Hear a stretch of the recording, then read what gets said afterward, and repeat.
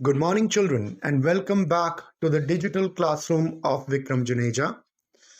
In my previous two videos, I dealt with the textual explanation of An Angel in Disguise. We are going to continue with the textual explanation of the same story in today's video. But before we do that, let me give you a quick recap of the story. This story starts with a lady dying in a drunken fit at the threshold of her poor hut, and she left behind three children. The eldest of them was John. John was a stout lad. He was adopted by Mr. Johns, the farmer. Then was Katie or Kate. She was adopted by Mrs. Ellis. But the poor Maggie, the youngest of the lot, was not picked up and not adopted by anybody, for she was crippled. People felt pity on her, but nobody bothered to pick her up and adopt her. Nobody even bothered to take her to the poor house. There were suggestions there that she should be taken to the poor house, but nobody bothered to implement that. Mr. Thompson, Mr. Joe Thompson, who was a wheelwright, he was a man who was rough in exterior but very soft at heart. He loved children, and he decided to ultimately take Maggie to the poor house. He picked up Maggie. He lived with his wife, and they were a childless couple. The wife of Mr. Thompson, that is Mrs. Thompson, had become a vinegar-tempered lady. There was no love in their life. So Mr. Thompson was very much apprehensive of the fact that Mrs. Thompson will not accept Maggie, but he still brought Maggie back home. He wanted to buy some time, and he wanted to ensure, because he had feelings for Maggie, feelings of love as a fatherly figure for Maggie. He wanted Mrs. Thompson to have the same kind of feelings. So he bought some time, he brought Maggie, and he gave an excuse that he wanted to keep Maggie for one night, for he had to look for the guardians of Maggie before she could be sent to the poor house. Mr. Thompson left for his shop, leaving Maggie behind with Mrs. Thompson, and when he came back, he could see a sea change in Mrs. Thompson. Mrs. Thompson had started to have love feelings for Maggie, and he had started to have she had started to have love for Maggie, and that's something which actually relieved Mr. Thompson. Now we are going to continue with the story and we'll take it further. So children, we shall continue further. On entering, Joe did not go immediately to the little chamber. His heavy tread about the kitchen brought his wife somewhat hurriedly from the room where she had been with Maggie. Joe thought it best not to refer to the child, nor to manifest any concern in regard to her.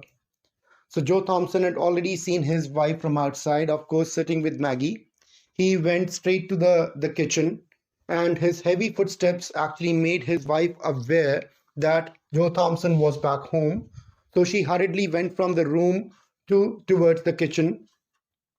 Joe, at that point in time, thought that he should not refer about the child, and he should not refer to the child. He should not showcase any interest also with regard to her. So he started talking about food. He said, "How soon will supper be ready?" he asked. "Right soon," answered Mrs. Thompson, beginning to bustle about. There was no asperity in her voice. Asperity means there was no harshness, or there was no harsh tone with regard to the way she spoke. It was a usual affair, but then this time she was not harsh. And Mr. Thompson asked as to when the food will be ready, to which she replied, she said that it will be ready very soon, and she started working on it. After washing from his hands and face the dust and soil of work, Joe left the kitchen and went to the little bedroom. A pair of large bright eyes looked up at him from the snowy bed, looked at him tenderly, gratefully, pleadingly. So when he washed his hands, because there was dust and soil on his hands for the work he would do back in the shop, Joe left the kitchen. He went to that little bedroom where Maggie was lying on that bed, and he confronted the large bright eyes looking at him. So the look was pleading, the look was grateful, she was thankful, she was tender in her looks. How his heart swelled in his bosom. With what a quicker motion came the heartbeats.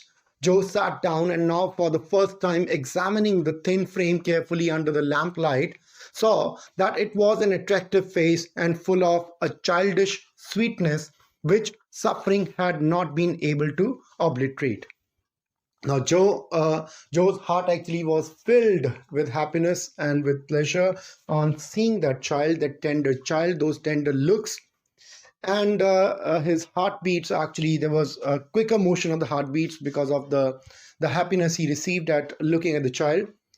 Joe sat down, and it's for the first time that he started examining the face of little Maggie very carefully under the lamplight.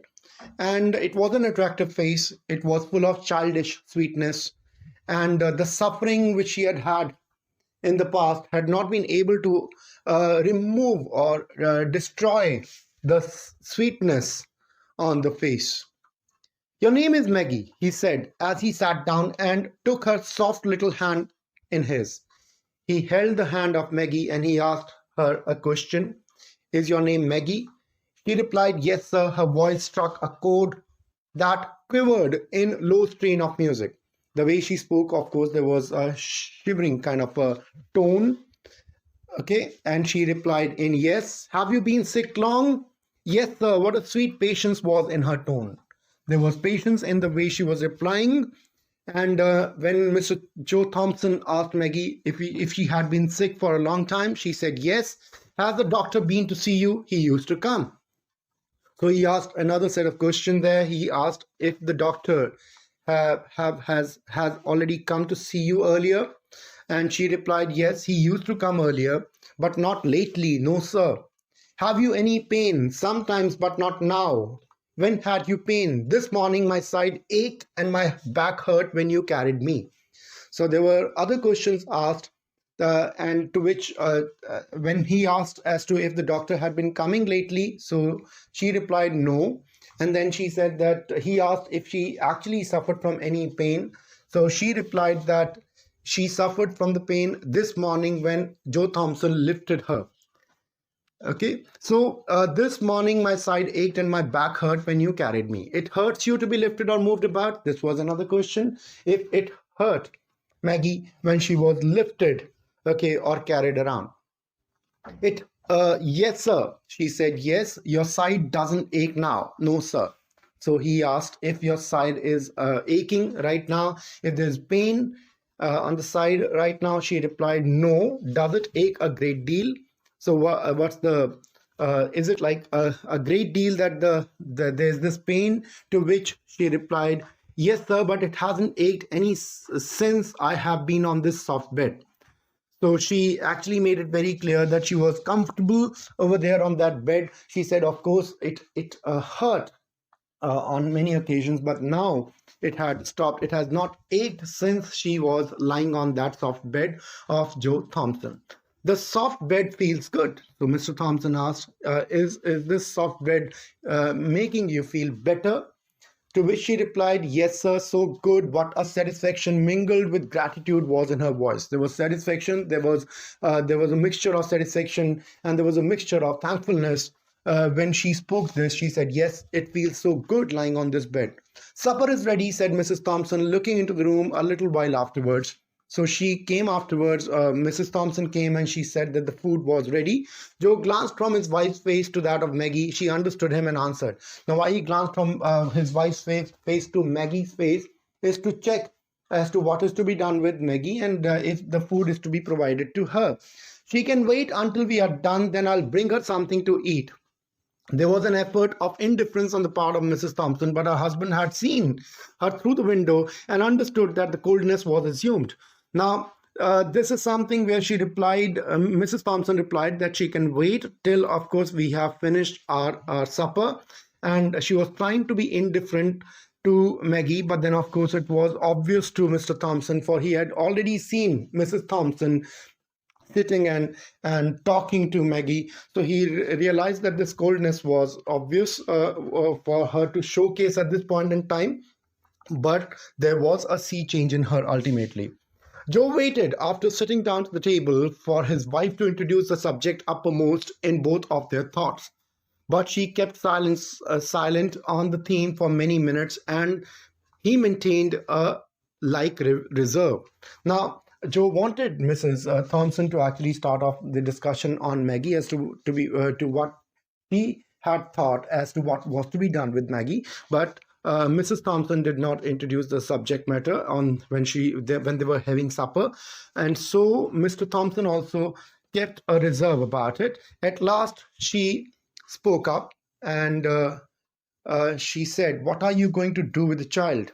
She asked Mr. Thompson. "I thought you understood me that she was to go to the poorhouse," replied Joe, as if surprised at her question. Joe was surprised at the question which was asked by Mrs. Thompson as to what's to be done with that child. He replied that it was understood when he spoke it first that she was to be taken to the poorhouse. Mrs. Thompson looked rather strangely at her husband for sonic moments and then dropped her eyes. Okay, when Mr. Thompson was speaking, when she was replying to Mrs. Thompson, Mrs. Thompson looked strangely at her husband and then she dropped her eyes. The subject was not again referred to during the meal. The subject means the topic on Miss Maggie was not talked about by either Joe Thompson or Mrs. Thompson. At its close, Mrs. Thompson toasted a slice of bread and softened it with milk and butter. Adding to this a cup of tea, she took them into Maggie and held the small waiter on which she had placed them, while the hungry child ate with every sign of pleasure. So she toasted a slice of bread and she softened it with milk and butter, and she added to this a cup of tea, and she took all that to Maggie, and Maggie ate. Okay, she was hungry at that time. This hungry child ate, and there was this expression of pleasure on her face when she was eating. "Is it good?" asked Mrs. Thompson. Mrs. Thompson asked Maggie if the food was good. Seeing with what a keen relish the food was taken, she was able to understand that the child was liking the food. The child paused with a cup in her hand and answered with a look of gratitude that awoke to new life old human feelings which had been slumbering in her heart for half a score of years. So for so many years, and 10 years altogether, there was this kind of pleasure which she had never received, and this time, of course, she had received that pleasure, and she had that cup in her hand, and she answered with thankfulness that the food was really awesome. Now we shall read further. "We will keep her a day or two longer. She's so weak and helpless," said Mrs. Joe Thompson, in answer to her husband's remark at breakfast time on the next morning that he must step down and see the guardians of the poor about Maggie. Now, as I told you, of course, Maggie was quite comfortable over here now on this new bed, and Mrs. Thompson was also changing. So when she was told by her husband that Mr. Thompson wanted to go to find out the guardians of Maggie, it was the next day during the breakfast time that he told Mrs. Joe Thompson. Mrs. Joe Thompson replied that they would keep her Maggie a day or two longer because she felt that she was weak and she was helpless. "She'll be so much in your way," said Joe. Joe wanted to test Mrs. Thompson and check as to if she had some feelings for Maggie. She had started feeling love and sympathy for Maggie. So he told Mrs. Thompson that she's going to be in her way of working if she stays here.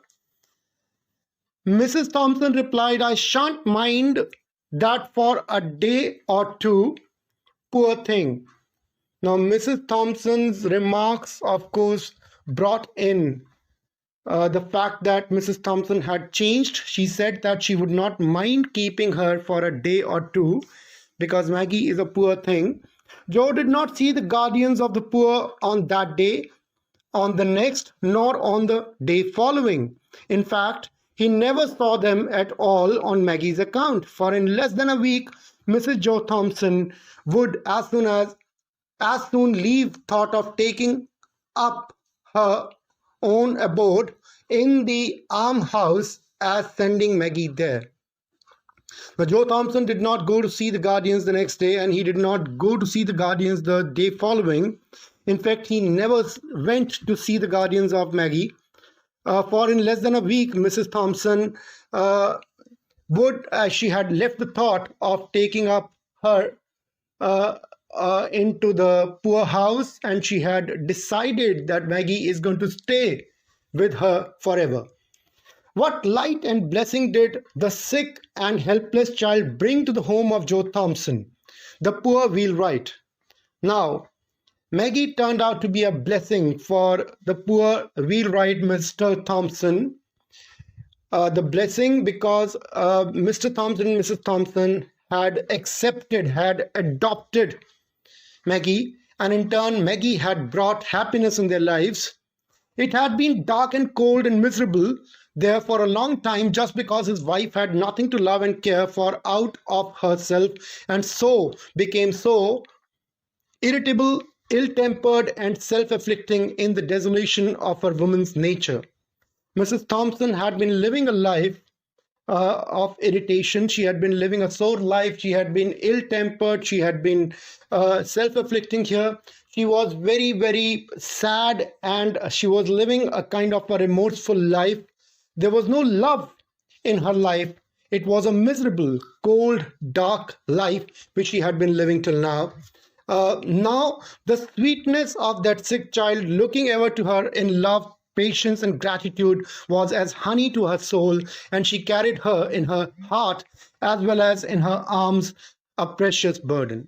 Now, Mrs. Thompson changed with the presence of Maggie in her life. The sweetness of that child looking at Mrs. Thompson with love, patience, and gratitude, it provided honey to the soul of Mrs. Thompson, and she carried the little girl in her heart as well as in her arms. He also started regarding her as a precious burden.